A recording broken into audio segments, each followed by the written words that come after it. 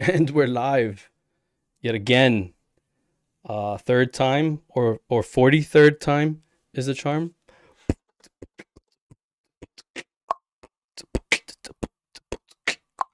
All right, so let's see what happens.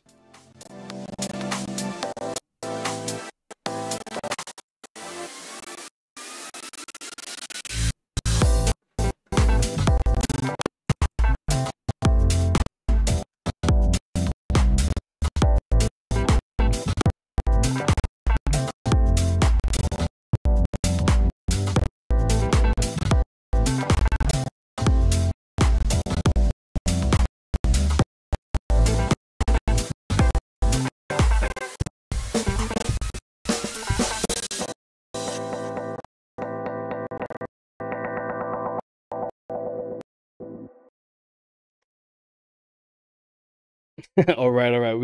We're gonna have to work on that intro, but welcome yet once again to Lucin's Lounge. I'm your host, Steve Lucin. I am a creative entrepreneur, meaning that I am a shareholder to multiple creative businesses and organizations. Today, we're going to be talking about how I actually went from selling $50 flyers to $30,000 galas. And with me today is a very awesome guest, and we are going to be talking about how that shift, because he actually helped me in doing so.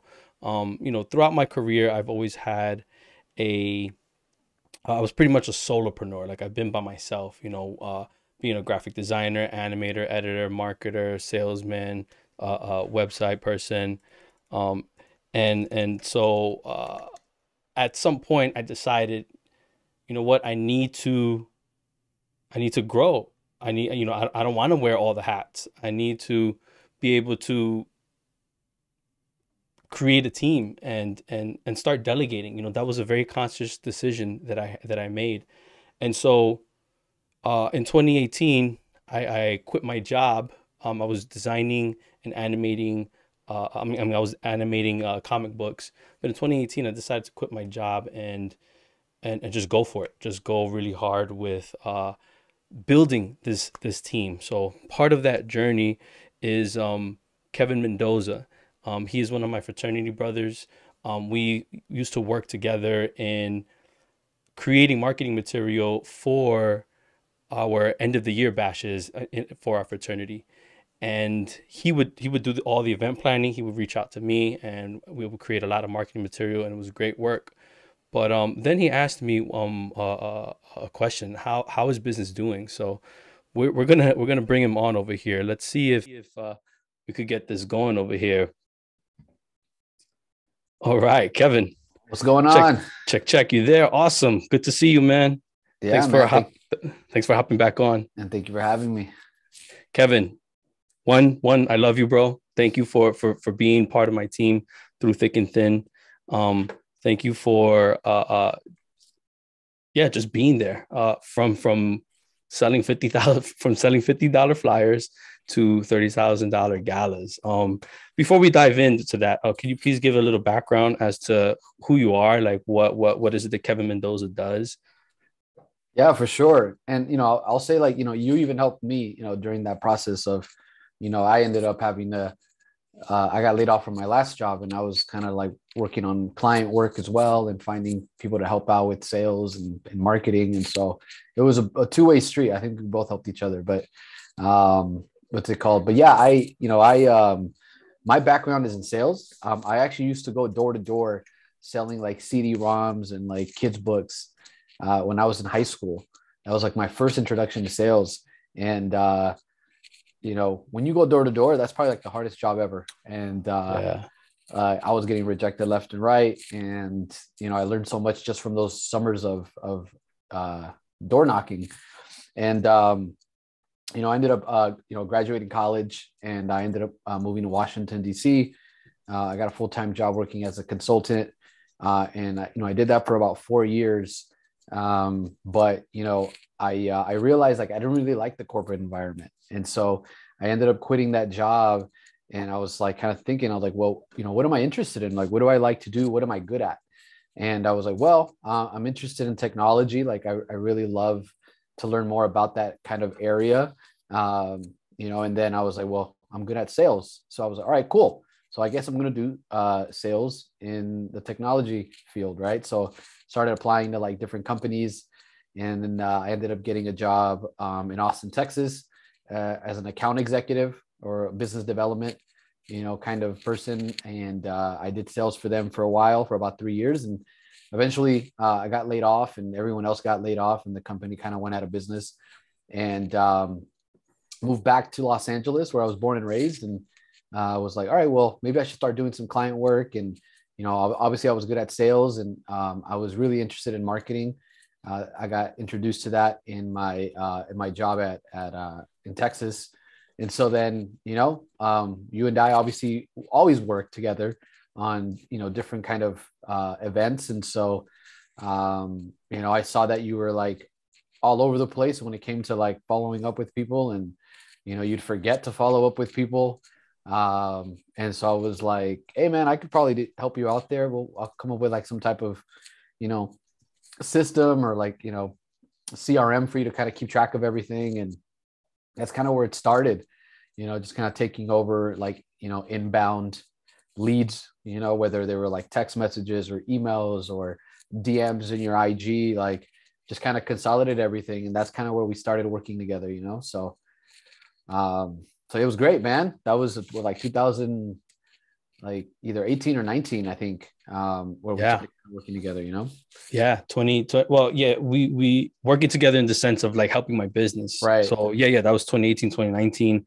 Yeah, you asked me how's business doing, and I'm like, hey, I'm just struggling with all this follow-up, struggling with some sales, or being, or I wanted a right-hand man when it came to sales, right? Because as a creative, you are typically not business or sales oriented, right? And that's how it was for most of my career.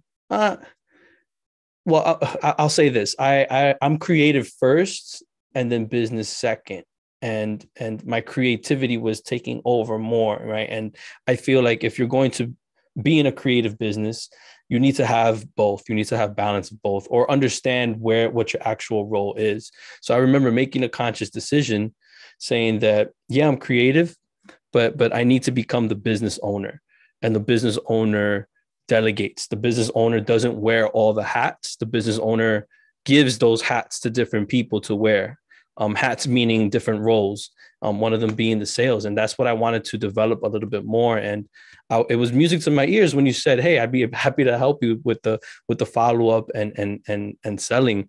And so when you asked me, yeah, how's business doing, and I told you that, and you came on board, it was fantastic because I had somebody else to talk to about all the things that I did. And I felt like yeah, you were definitely coaching me, right? And you would jump on sales calls with me, right? And we were doing Zoom because you were all the way in LA. I was in NYC. Even in my NYC office, you were still hopping on Zoom, and you would be there with me and a potential client, or me with me and like the current client. And we would level each other up, right? You more than me, I would say. You would definitely teach me how, like, hey, next time let's not say this, let's say that. Let's approach it this way, and it was really great. It was refreshing. That's what it was. It was refreshing to have you there next to me, and kind of like, because throughout my entire career, like I said, it's just been me figuring it out. Um, and I will say that I kind of had like these two parts of my career where I was figuring it out all the time, from like years 0 to like 10 maybe. And then I got hired. I was animating comic books for 2 to 3 years.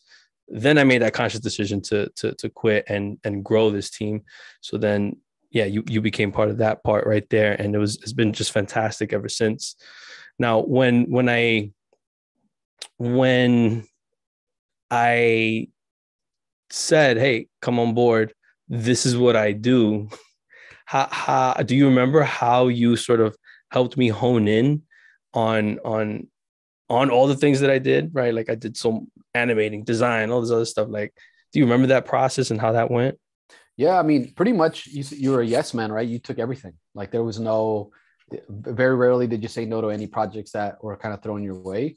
So, we were jumping on calls left and right, and it was about different things, right? It could be, everything from, creating flyers to video editing to making websites to doing social media, scripting things, for videos, everything and anything that people threw your way, like you took it.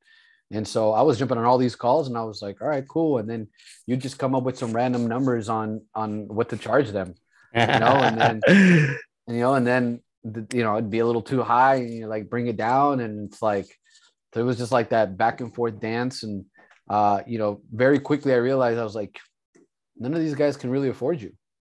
Like, like they can't really afford your services.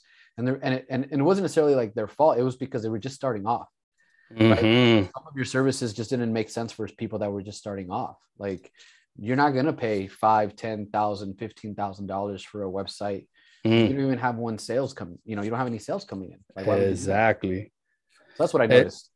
No, that's super key to know and understand, because yeah, I was a yes man, right? I was saying all sorts of yes to every project that came through, because that was my creative side taking over.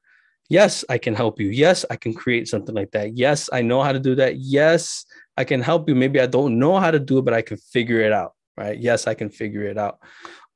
And honestly, that's part of the thrill of being, especially for me personally, it's the thrill of being able to solve some sort of problem through design and creativity.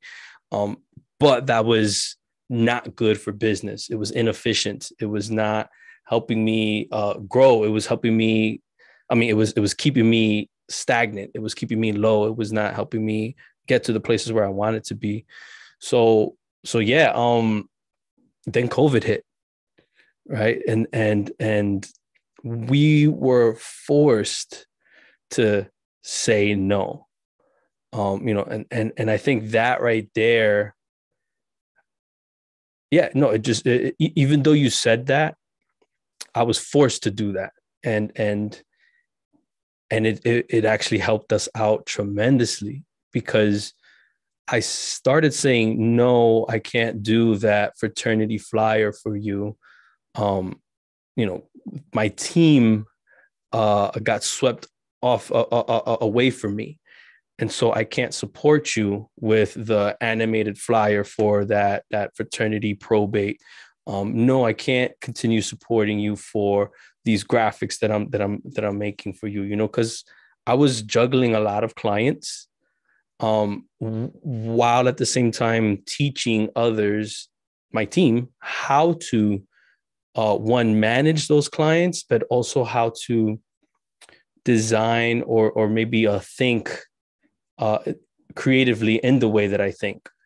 And that all in itself is a huge challenge. And so when COVID hit, I was starting to say no to all those different smaller projects. And I remember saying, you know what, there has to be a minimum, and it's like people hit me up and I say, I cannot do a project unless it's a $5,000 minimum. Right. And that also helped, because the nonprofits that were my previous clients or have heard of me or just wanted to work with me, they're like, hey, we need social media. We need to show that we're active with our community, with our students, with the people that they were serving.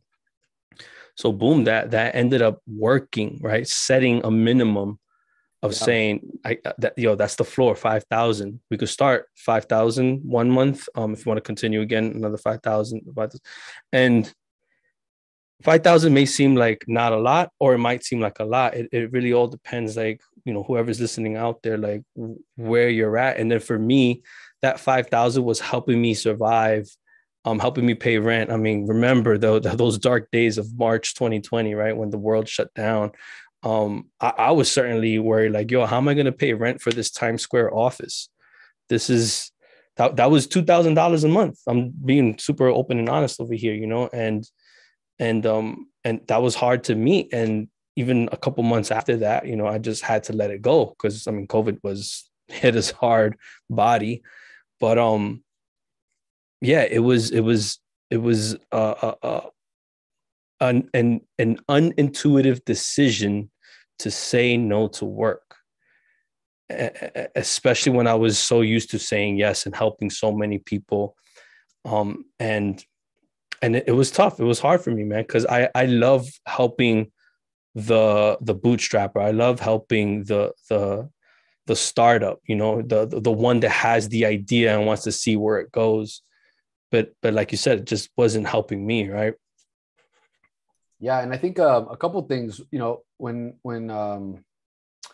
COVID hit, you essentially got rid of all these expenses, right? And so now you slim down, like you were. Now we were like bare bones, and we're like it was just me and you. And one thing that I just realized in general, like entrepreneurship or like just doing something on your own is a very lonely thing. So you got rid of the team. Like you obviously, like there was no work coming in, and it was just really me and you, and figuring out like, hey, like what can we do? And the Bowery Residents Committee, nonprofit that helps the homeless, reached out to us because they wanted to do a virtual gala. And obviously, like now I feel like virtual things in general, virtual events is a thing. But March 2020, that was like a weird thing. It's like, hey, like we want to do this. Can we do it? And they were planning to cancel this gala. And they reached out, to you, and we're like, hey, like you want to do this gala? And they're like, hey, yeah, we can give you like, I don't know, 8,000 for it, and you were like, oh shit, all right, yeah, like yeah, I'll do it, we'll figure it out, Oh you yeah. know. And then as time went on, and we started realizing like how much work it was, and mind you, this was just you, like there was no team, working on this gala, like it was you. And they started giving us like oh damn, this is actually kind of a lot of time, so they gave us a little bit more money. And honestly, like we ended up crushing that gala. We did really well, and they ended up raising $1 million. And it's kind of crazy, right? Uh they went from potentially canceling their gala to making $1 million virtually. That was huge. Yo, huge, bro. I remember busting my ass to figuring that out. I remember, I don't know, I'm pretty sure it was that gala where I remember just like animating, and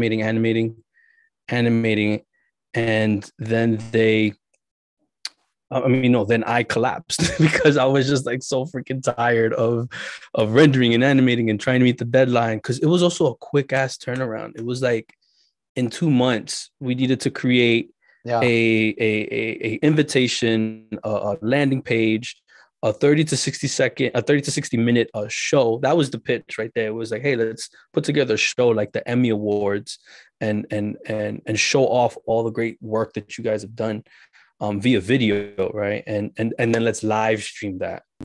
Because, oh, you know what? Let me. How about we take a look at like what that actually looks like? Let's see if this will work over here with this shared screen. So if you go to stevelucin.com, and go to case studies. By the way, this page right here, brand new, a bunch of case studies. If you want to learn about the other galas that we've done, you could click around over here. But if you scroll down, look to the third one, exactly what Kevin said, canceled to $1 million virtual gala. If you click on the read case study, this shows you everything that we worked on, and even a little video about like kind of going through it in 3 minutes. But I'm gonna do it here live with you.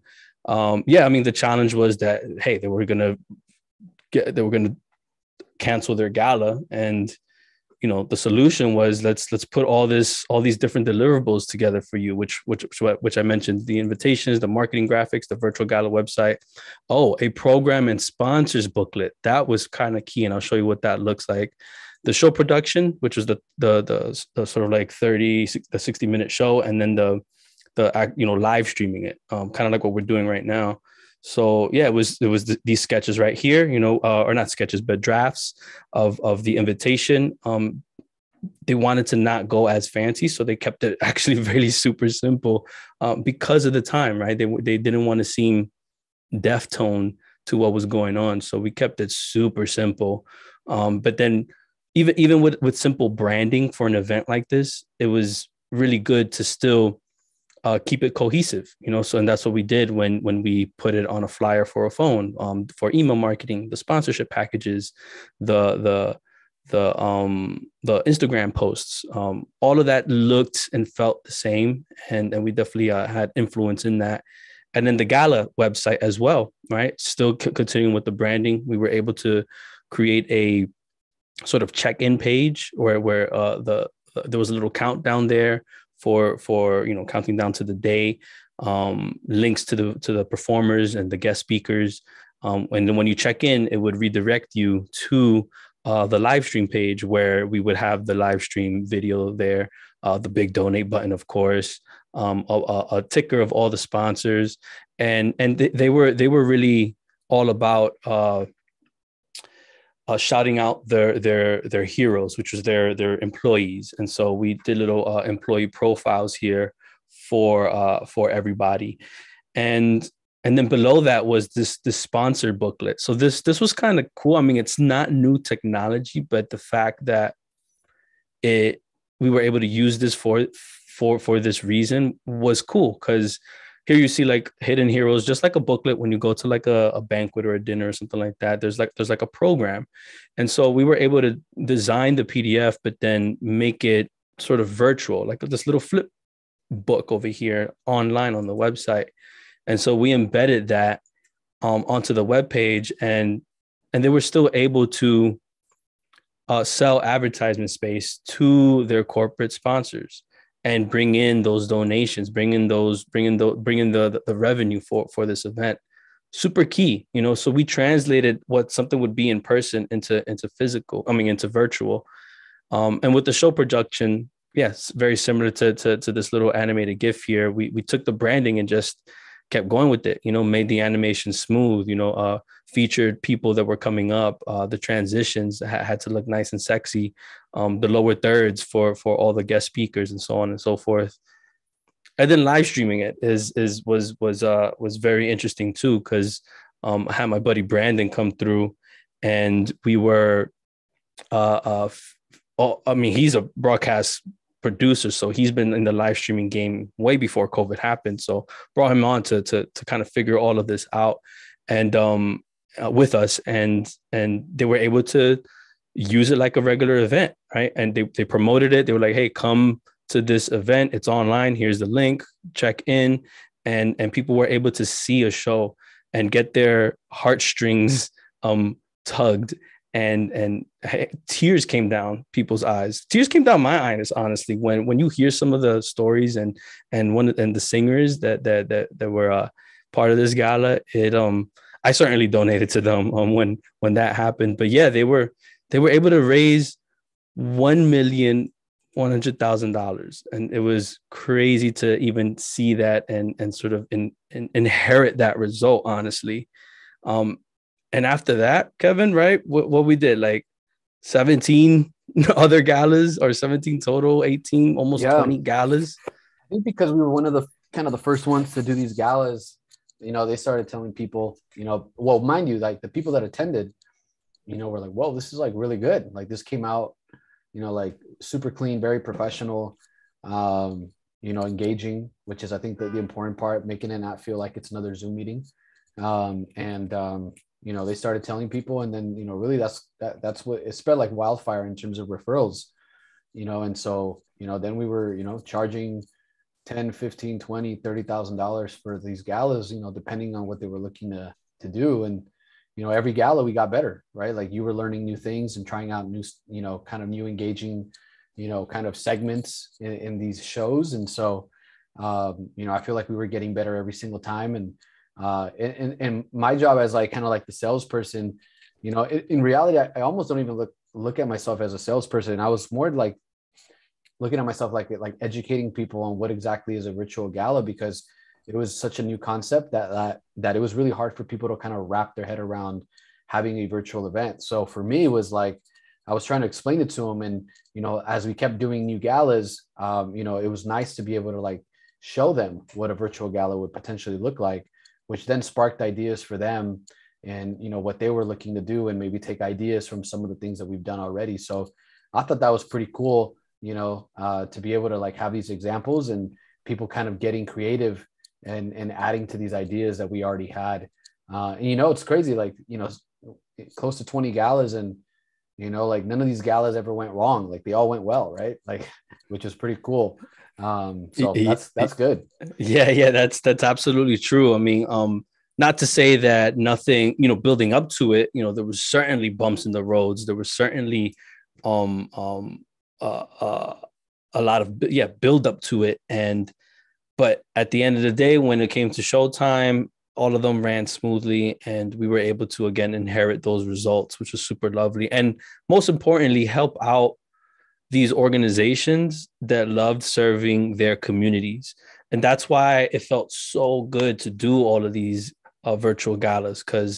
But my mission in life is to uplift my community through creativity, period. Right. And this was certainly all sorts of creativity with connecting software and technology and people and all this new virtualness that everybody was going. Zoom was, the new hit software, right? And so it was very fulfilling to do this type of work, and I'm just really proud of our team. I'm proud of myself too of just being able to achieve all of this. And then as time went on, we were able to grow or have a better understanding of resources, and that's something that I guess want to whoever's listening out there, right? Want to point out that, like Kevin said earlier, I used to just pull prices out of my ass, like just figure like, hey, let me do this for $50, $100, $1,000, $3,000, $5,000, whatever it is. But I told myself, let me just do it as fast as possible and with the most respect as possible. And by respect, I mean communication. Whenever I felt that something wasn't going right or it wasn't yeah, whenever I felt something wasn't going right, so I would communicate it. If we needed to align the client again, I would always communicate it. I think a lot of creatives in the beginning, anyways, at least, they tend to get bogged down in revisions and feedback and understanding. Oh, why do they want to change my design? At the end of the day, us as designers, what we're really trying to do is solve some problems, right? Solve some problems through design and creativity. So yeah, it was once we had a few galas under our belt, I needed to figure out, all right, how much should this actually cost? Because it wasn't just me by myself anymore, right? I've been blessed with doing a couple of these where I was able to regrow the team back again. That's where Alex came into play. That's where Yasmin came into play. That's where all the creators on the team came back into play. And so now when it comes to building and growing a team, their time is on the plate. Being able to put food on their plate is on my plate, right? Their well-being, pretty much. So it's like I couldn't, out of respect to them, right? I couldn't just be making things up anymore. And so what helped was that what helped was time tracking and understanding how much time everything went for the gala.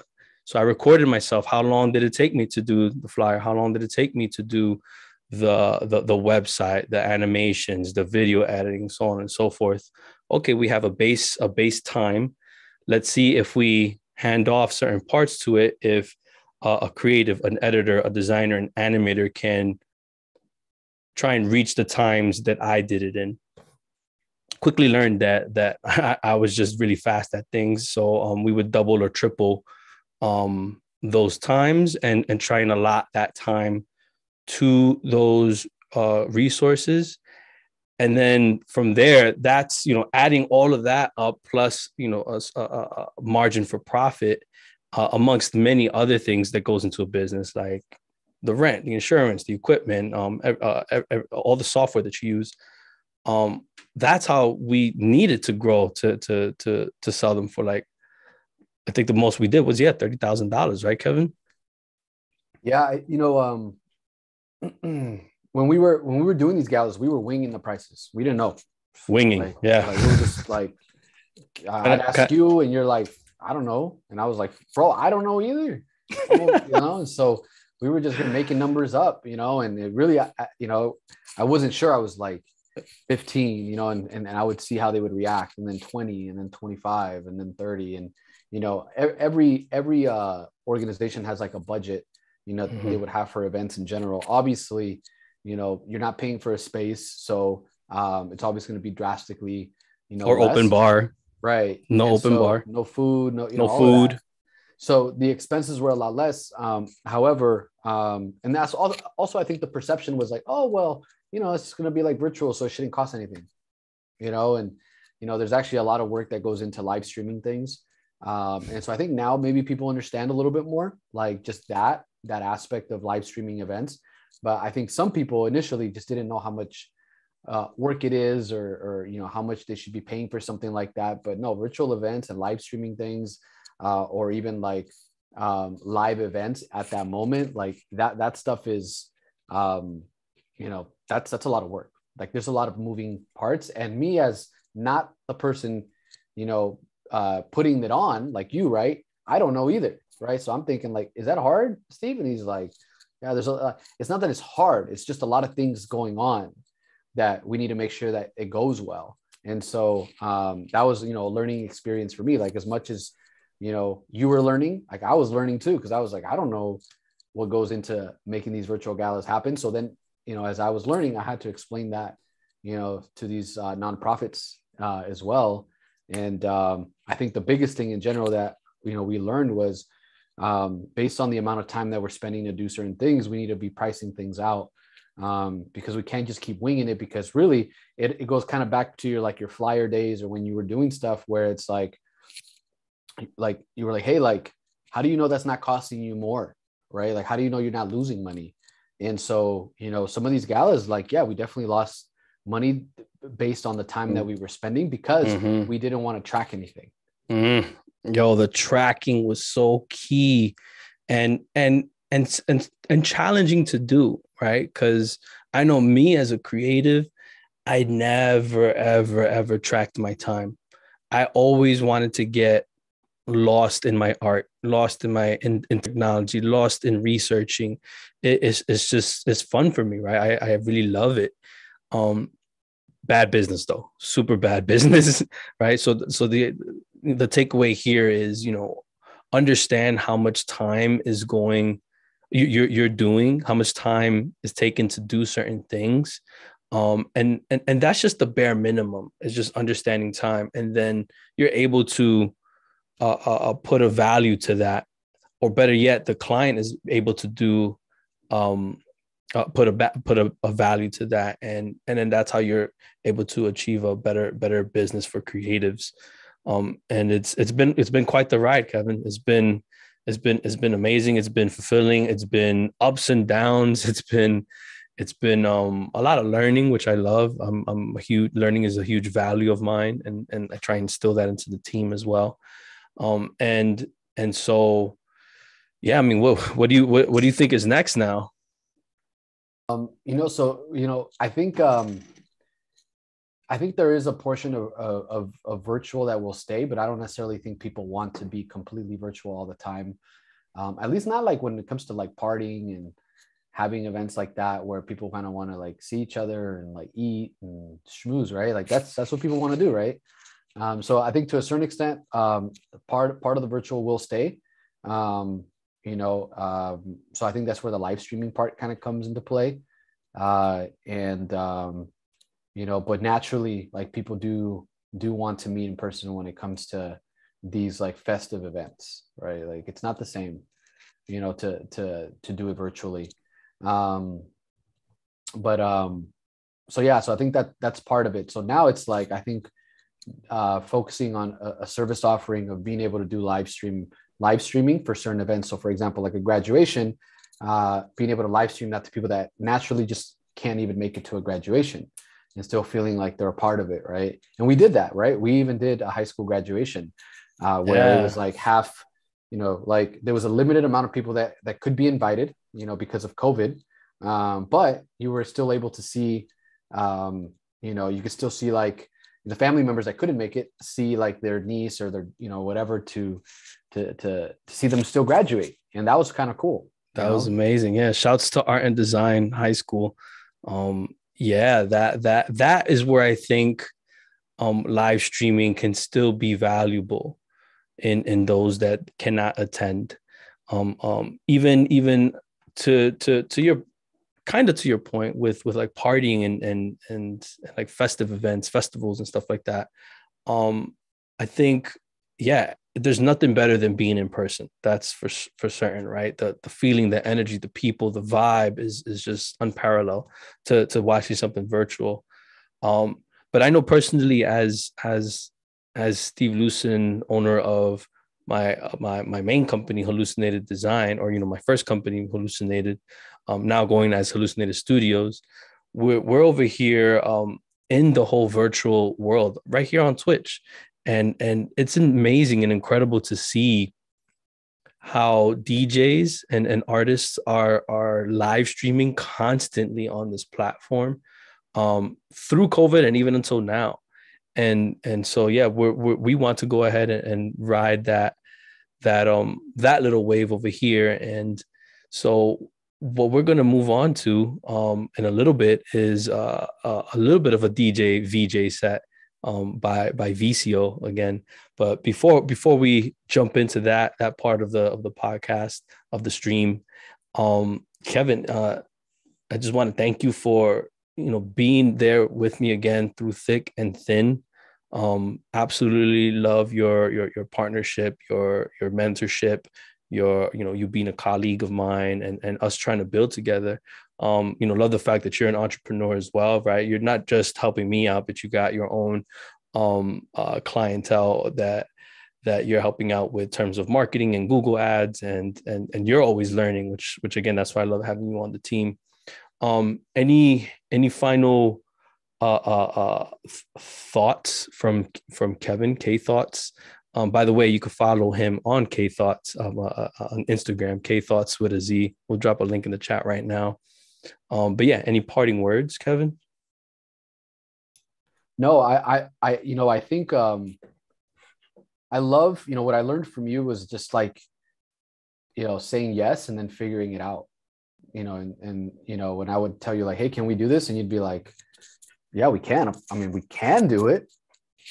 Like the one, it depends on how much they're willing to pay, but you were always like open to trying new things. And like, I think that's what's helped us like be adapting during like, a pandemic like we were going through.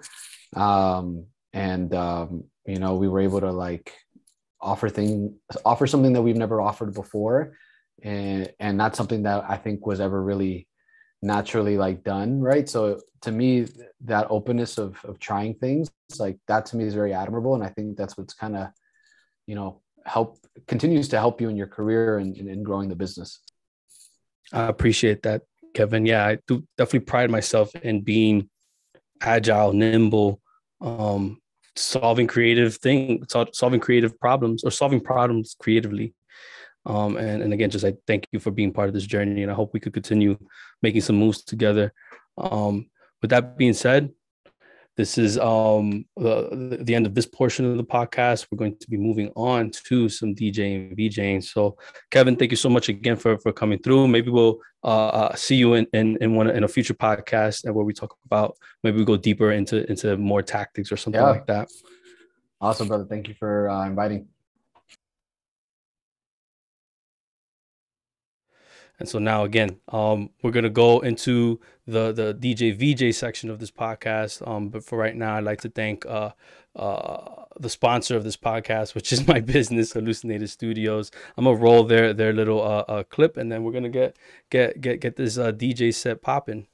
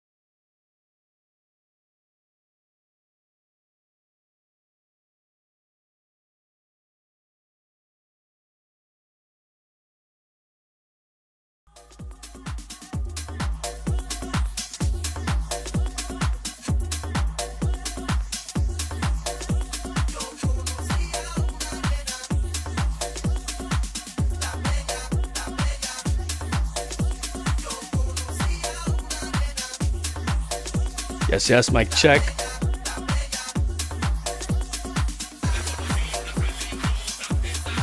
Let me know if y'all hear me, okay?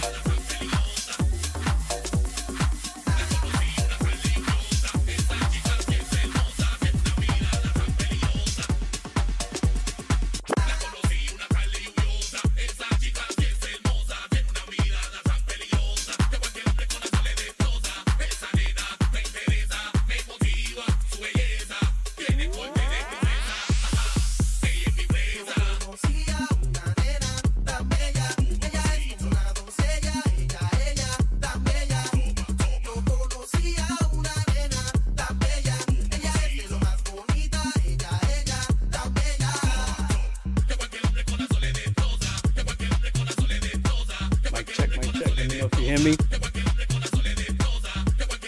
Nice.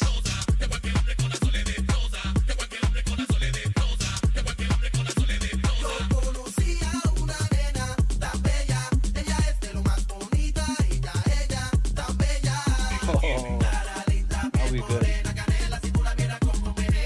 Let's switch it up. Switch it up from my creative glasses to my more creative glasses.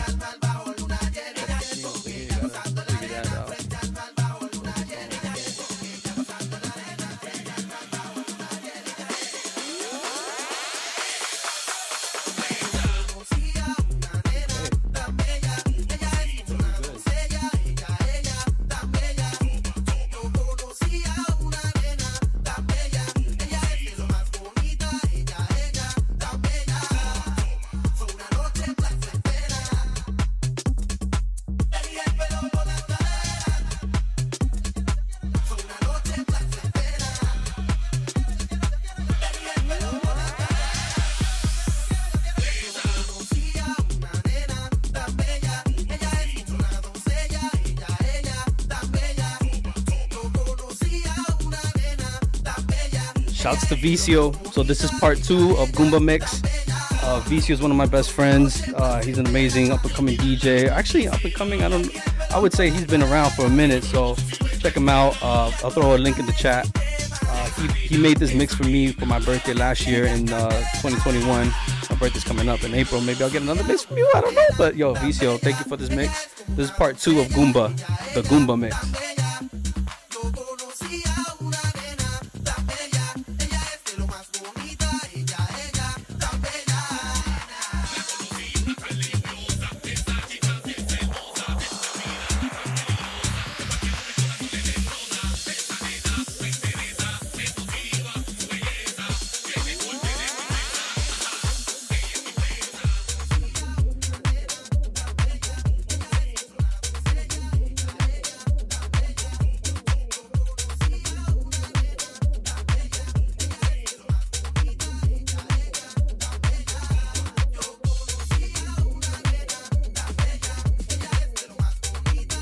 Yes, yes.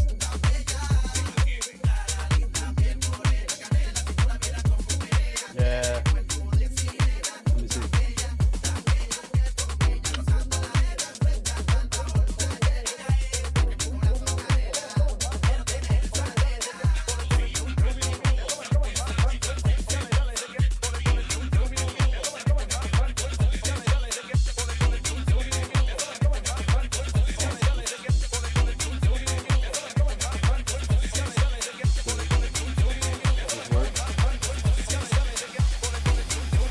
Okay.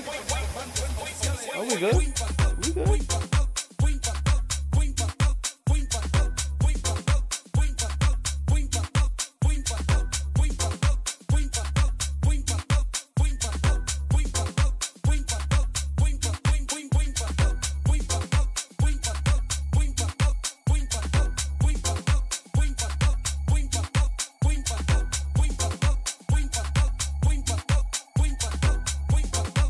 Where's my beer?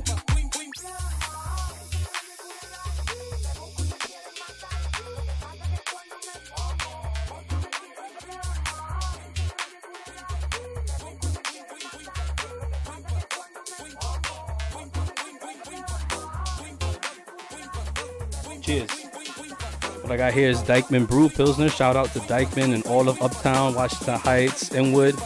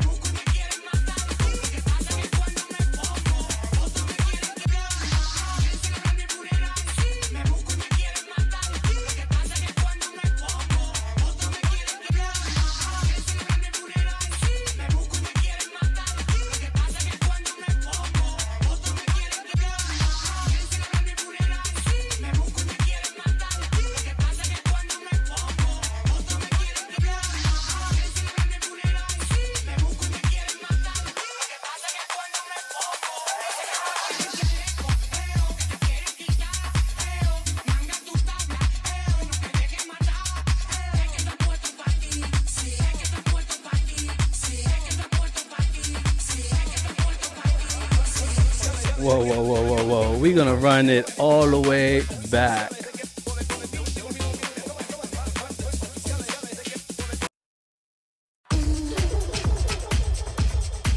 We got way too hype. And that was all the way towards the end of the mix. So now we're gonna get it popping. If we didn't already.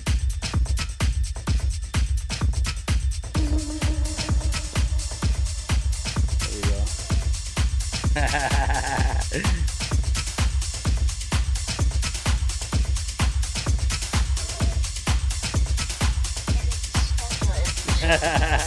Yo, Vicio, my bad, bro. Yeah, shout outs to Mad Flavor NYC. Mad Flavor NYC, that's the crew that Vicio is part of. Created, founded.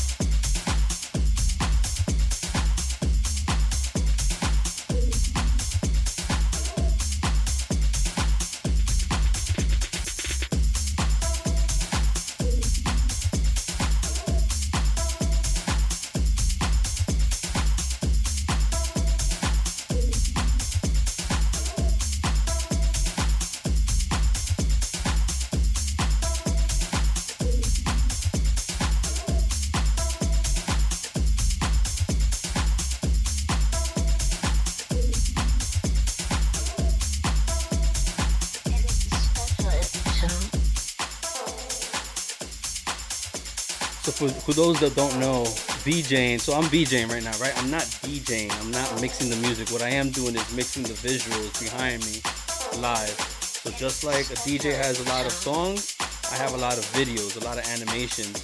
So with this little pad right here, I'm able to do this effect to the same visual. And I'm able to do a different effect whenever I want to the music.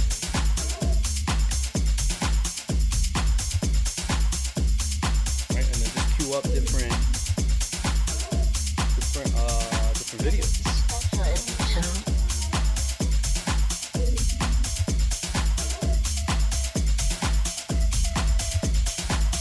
And it's all like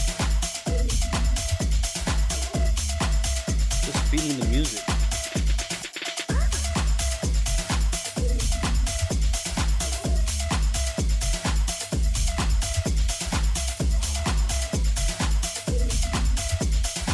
Of his freestyling, because I also haven't heard this mix in a good year, so I actually don't quite know what song is coming up. I just have a list of black and white hypnotic videos right now, for example, and I'm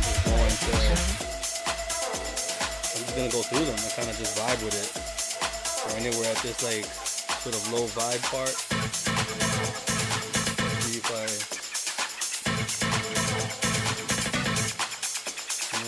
hear that sort of 90s vibe. Let's see if I do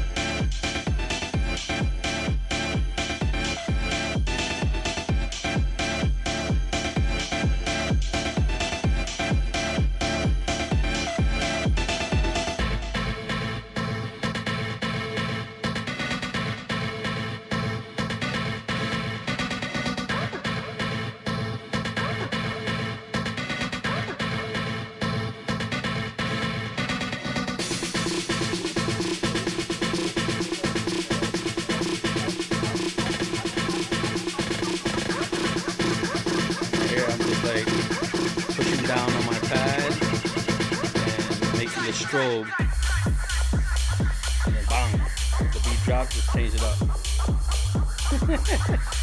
The magic of DJing. Computer magic.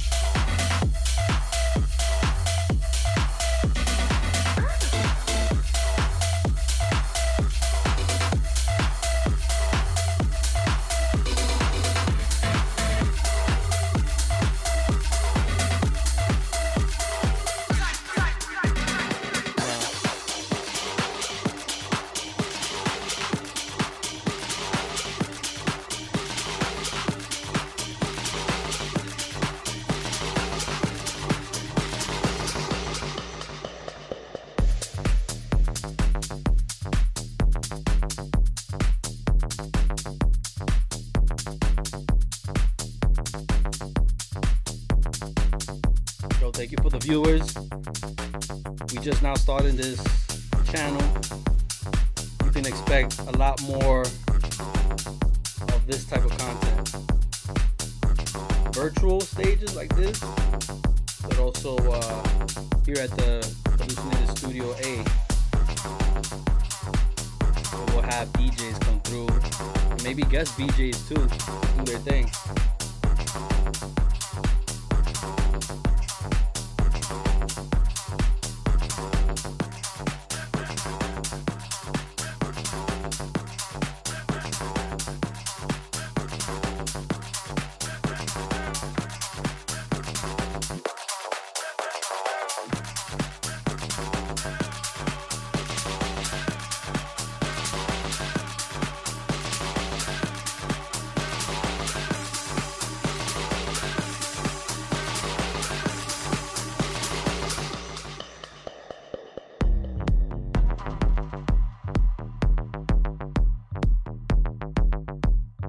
Yeah, I like this black and white hypnotic stuff.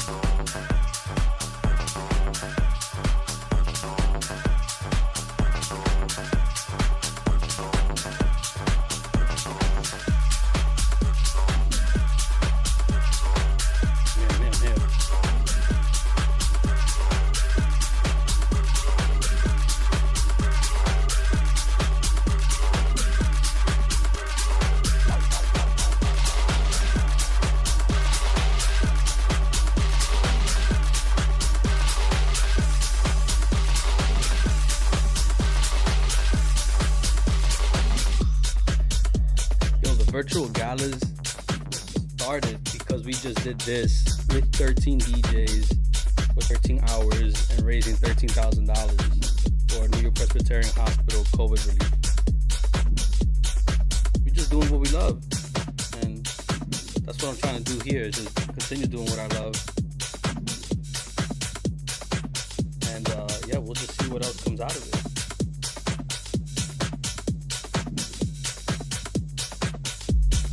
That.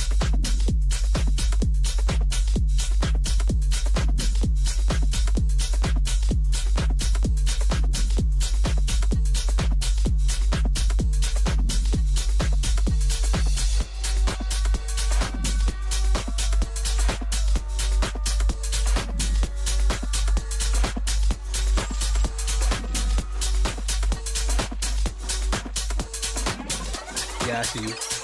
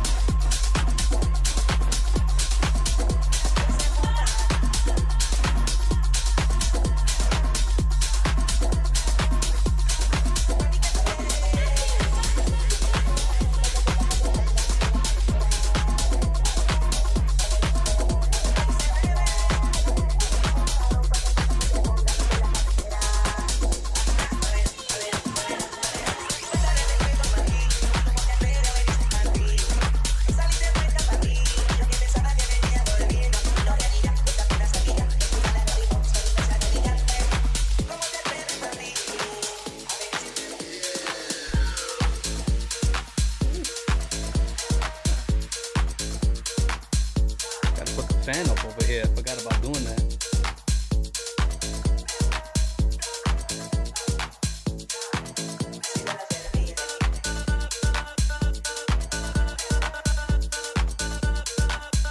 Oh yeah. Yo, this track reminds me of Flavor Factory during the pandemic. That was like the theme song. Yo, that was a dope stream from Mad Flavor NYC.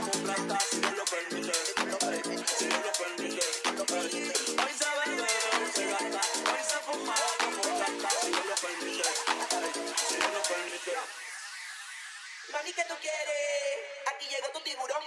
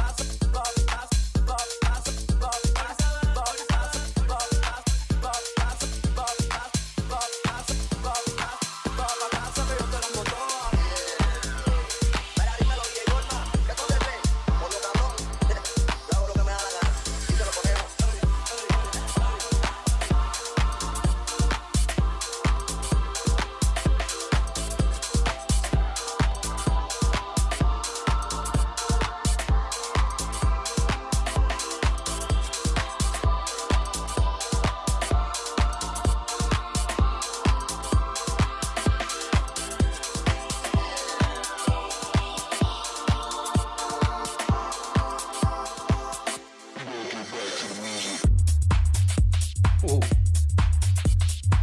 Yeah.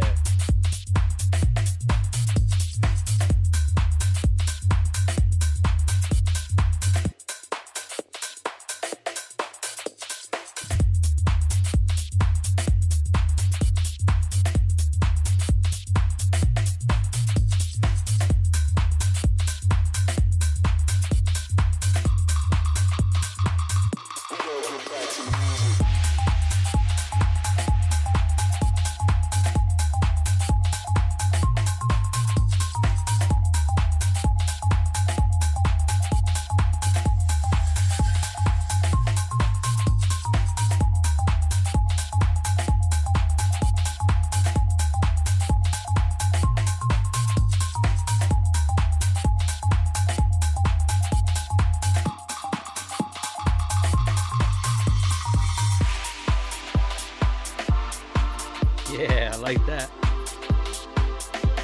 Again, Vicio, shout outs to the dope mix. Superbly done. My good friend, superbly done.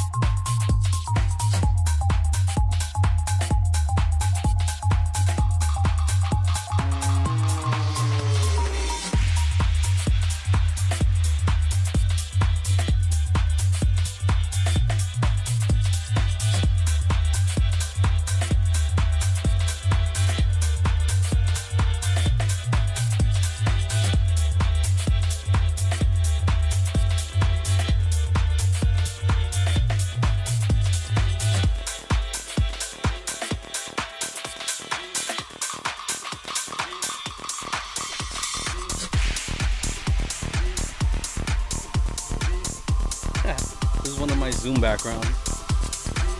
I've never VJ'd to it, so this is kind of nice.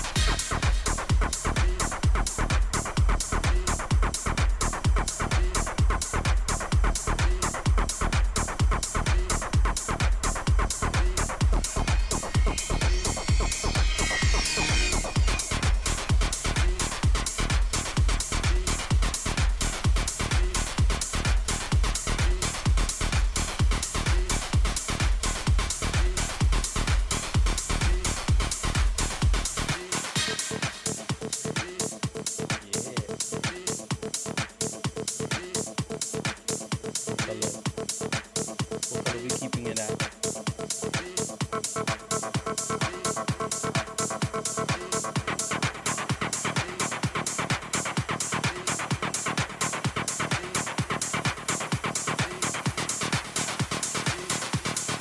Oh no, this visual changes colors on its own.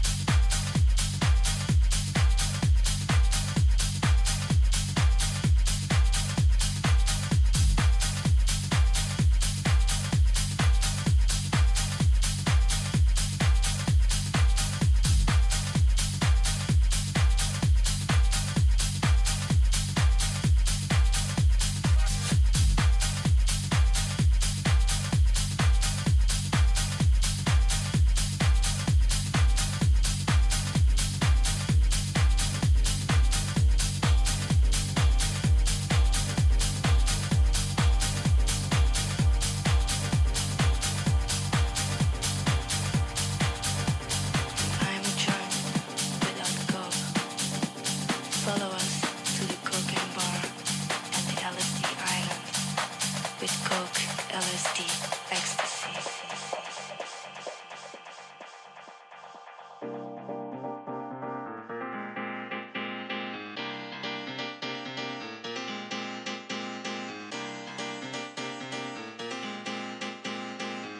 What's nice about this DJ stuff is that you're able to program these buttons on this MIDI controller however you want. And so right now, I actually have it kind of like a piano. Where I could just push and combine all these different things going on. And it feels like I'm playing a keyboard.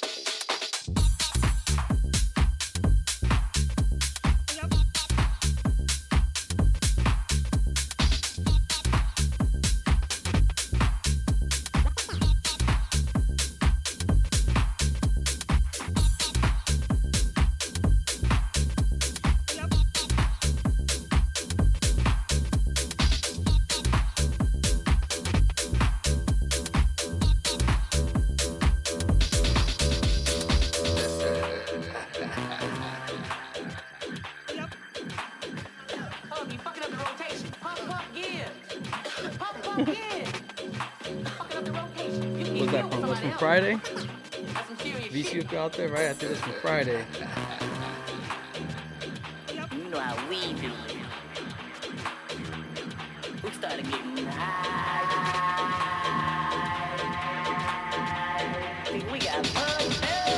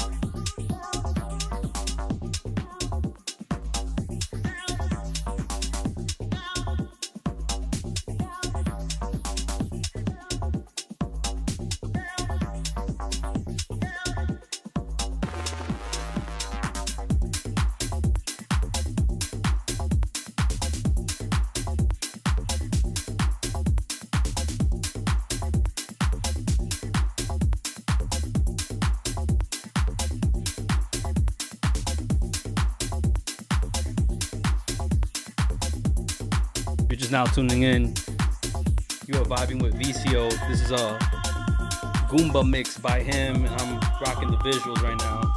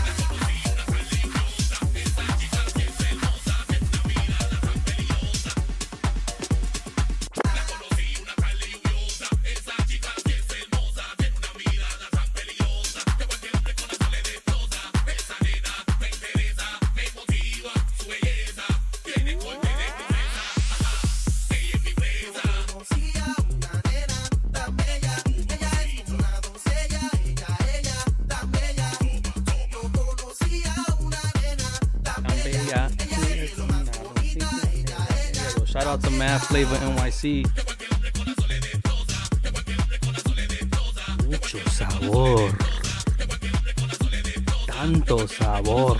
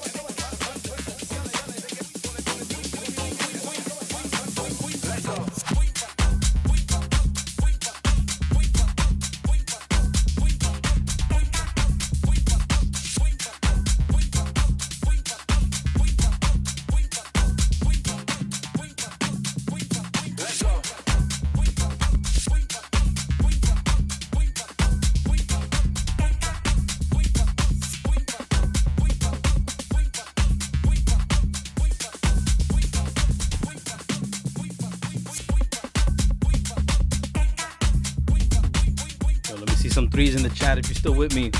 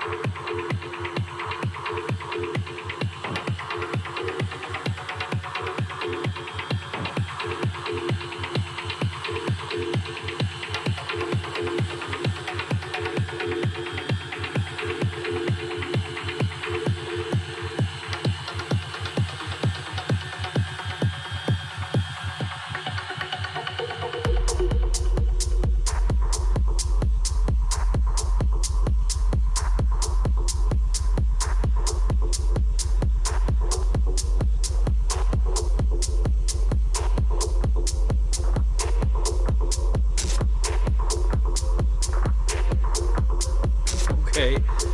This is where VCU gets heavy. A little heavy.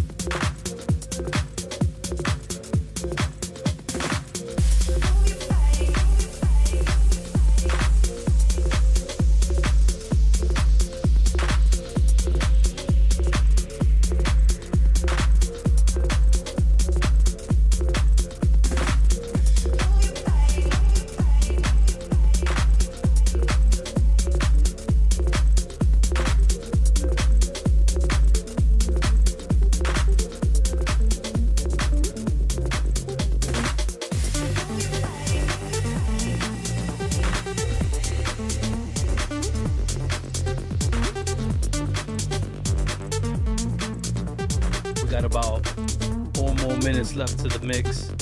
Let me know who we should raid. Going on to the next.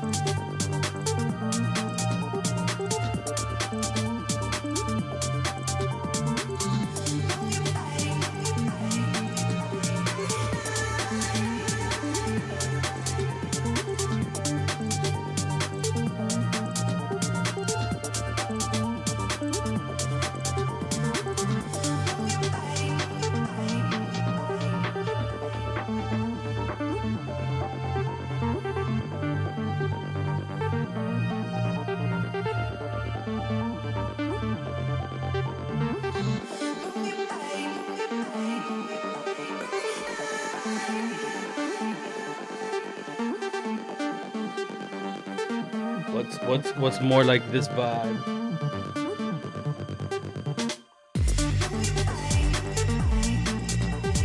You know what? Last time we rated Whistle Face, but that was on the Lucin account. Now we rocking with this hallucinated account. Let's go ahead and rate Whistle Face one more time. Yeah.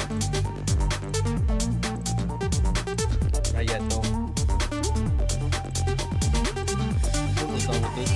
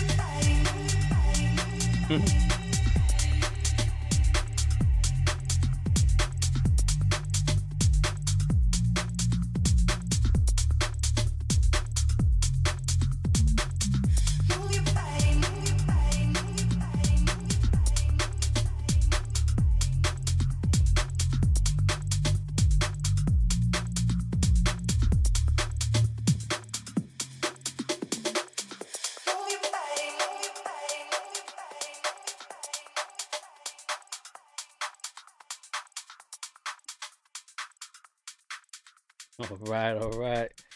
Thank you all for tuning in. This has been Lucin's Lounge, episode number 3, with a mix afterwards featuring Vicio, the Goomba Mix Part 2.